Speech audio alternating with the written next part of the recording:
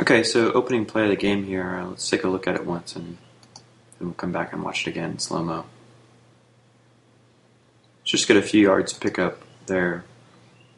We faked the end around and ran inside zone. Let's take a little bit closer look at things. First of all, I just want to look at alignment here. So let's kind of get right to the snap of the ball. Tech was the first team this year that's really tried to load the box on us. And to do that, one of the things they did was play soft man coverage. And you can see that Mike Davis is just isolated one-on-one with this defensive back. One thing to point out is if we had wanted to, we could have just gone straight to quick game in cases like this. We could have checked a quick throws to Mike Davis and pick up 6 or 7 yards a pop if we wanted to. But that wasn't the game plan. What we wanted to do was try to assert the run game. And if that didn't work, then I think you would have seen us go to some quick checks like that. So let's take a look at the blocking on this play. Well, before we get there, let's also talk about just how Texas Tech played the box. We've talked about how teams have tried to overload the gray areas on us, and you see that again here. If you look at these 3 defenders in their alignment, we just have basically Goodwin aligned like a wing here. But you've got 3 guys here that are set to attack the edge of this play. And then you've got 2 defenders here that are set to attack the edge. So they're really interested in taking away the outside plays from us. And that allows us to create advantages on the inside. In this particular case, we run inside zone. You see we get good positioning across the line here. We're not pushing back necessarily here, but we're pushing down the line. And more importantly, we're trying to prevent some penetration while maintaining that seal. So Fozzie gets a pretty clean read here that he wants to take this play to the outside of this defensive tackle. The one thing we miss on this play is that Espinosa is not able to get to his assignment, the middle linebacker here. And he takes one bad step here and takes himself a little bit out of position. He starts with a position that if he got upfield and then took this away, he'd be okay. But it is a tough assignment, that assignment in space. Predominantly, Espinosa did a great job in this game. So we see the middle linebacker beats that block. He's sitting in the hole, and that blows the play up. But this is important. We still gain about 3 yards on the play. So when you can miss an assignment right at the heart of your play and still pick up 3 yards, that's a win for the offense. You're still in a very manageable down, and it allows you to continue on schedule. And that was a big theme in this game. I think we maybe only gave up 1 run for loss, and a big part of that was getting in the right plays. Another big part of that was just the overall execution on the offensive line and from the extra blockers. So that was a huge corner to turn, is to limit the number of negative plays in the run game. That's when you start to be able to stick with the run, and the big plays happen eventually. So the second play of the game, we came out again in this goal line set, same one that we ran last week against Kansas. And you saw a lot of continuity in general with the sets we ran this week compared to last week, more so than our previous game plans. And I'll talk a little bit more about that in a little bit. Let's just check out how this play went. We run power O here, and there's a defender waiting in the hole and stops the play. It didn't get too big of a gain. But again, gained a nice 2 or 3 yards on the play. So let's just kind of see a couple things. First, with alignment, you can see that the way Tech's aligned, first of all, they're standing up a defensive end here, and there's a huge bubble that's created between the end of this formation and the offensive guard. And that's exactly where we want to, run this power O play. So that allows us to double team this 3 technique here, and we're able to push him off the ball with ease. What happens here, though, is there's a little bit of a miscommunication between Pullman and Berryhill. Berryhill thinks that Pullman is going to block this defensive end out, but Pullman is blocking his first guy to his inside like he's supposed to on the power. So if he was heads up on this defensive end, then he would probably try to block him out, but instead he goes inside of him. So Berryhill is coming out here to the outside, and leaves him unblocked.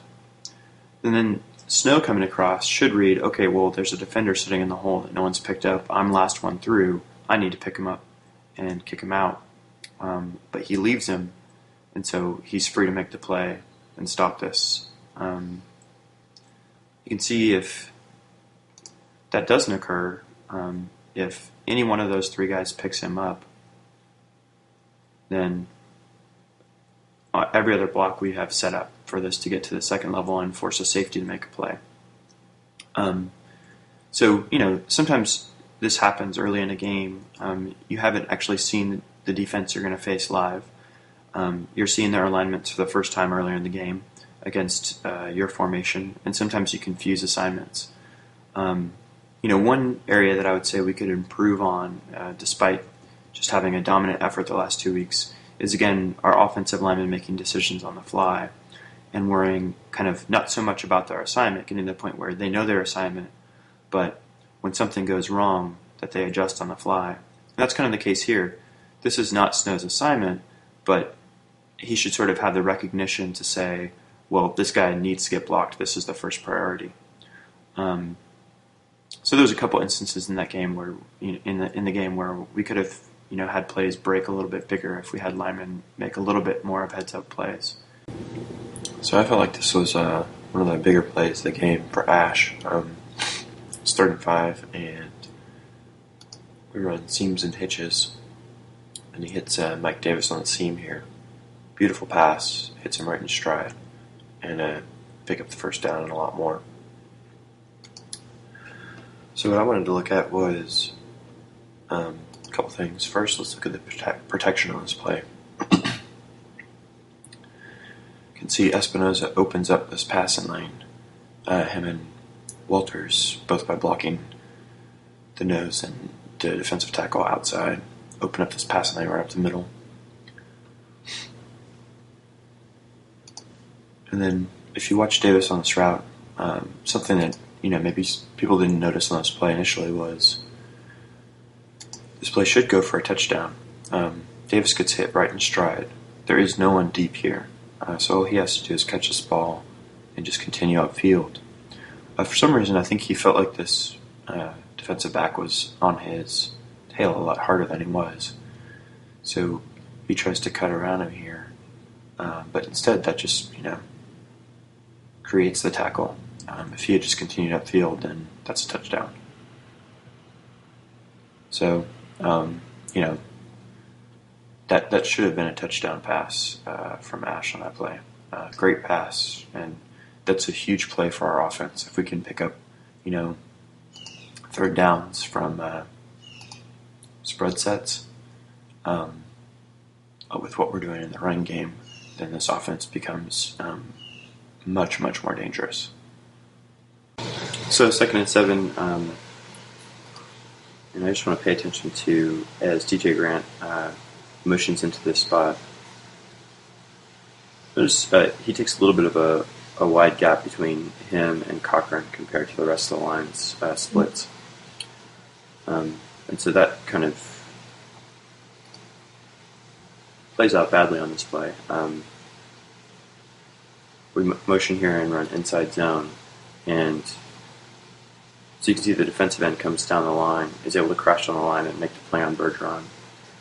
And if he doesn't make that play, look at how wide open the blocking is on this play.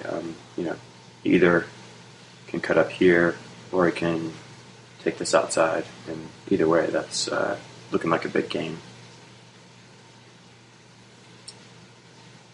So, I want to look at a couple different things on the blocking on this play.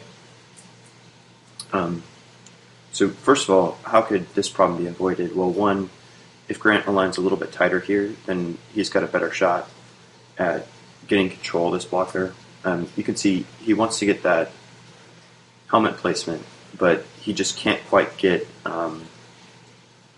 as far inside on the defensive end as he needs to. The defensive end is able to turn his shoulder pads and run right around him.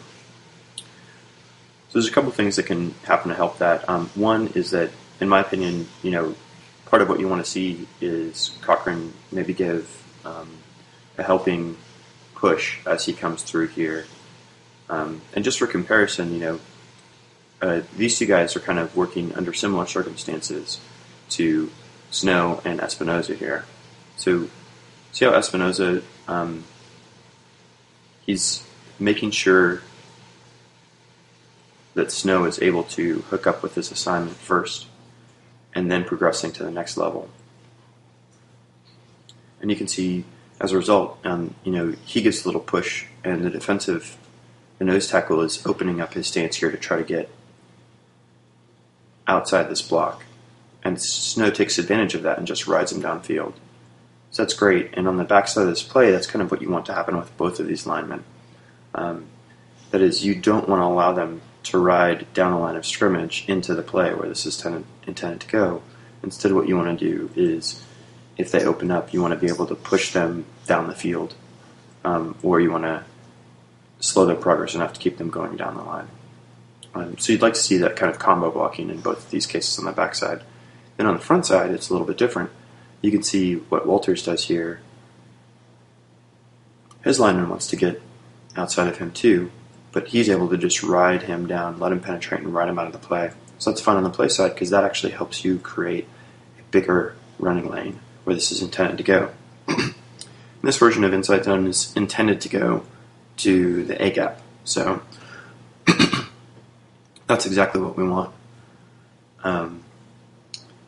So hopefully that's something that, as Cochran plays more with our different tight ends, he knows who might need a helping hand with their assignment kind of coming off the line, and there's a little bit more coordination there. So on first down, we run power here from the offset eye. Bergeron looks for the cutback and just trips as coming through the line, and we just get a few yard pickup. Let's just look at the blocking. Obviously, power was a huge part of our game plan again this week. That's really become the staple play in our offense. See on the double team down block here, the nose gives us a little bit of trouble. We'd like to get either him a little bit deeper or get him inside more, so you like to get a little bit of a wider gap here. Cody goes outside on his assignment here, which, really you'd like to see him go through this gap and pick up his assignment, and then Snow come through the gap after Cody does. Bergeron decides early on that he wants to cut this back. He sees something opening up on the backside here. And it does look like there was a lane here, although it closes right as he comes through, and he doesn't come through with his full momentum because he just trips over Trey Hopkins as he comes through. No missed blocks there. Overall, pretty good job across the front. We definitely gave Joe a couple different options there in terms of running. He follows Snow. He maybe picks up more on this play because he could, potentially have made it through the hole here and then had Cody Johnson kind of out in front. But it seems like this linebacker would have been able to close on him and make the play over there as well. So either way, 3 to 4 yard pickup, which we'll take every time on first down. So on third down,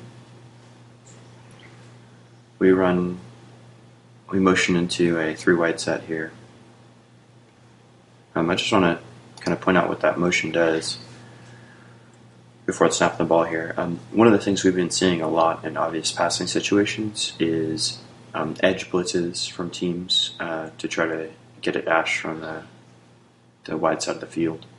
And so what this motion does is it kind of messes up that blitz because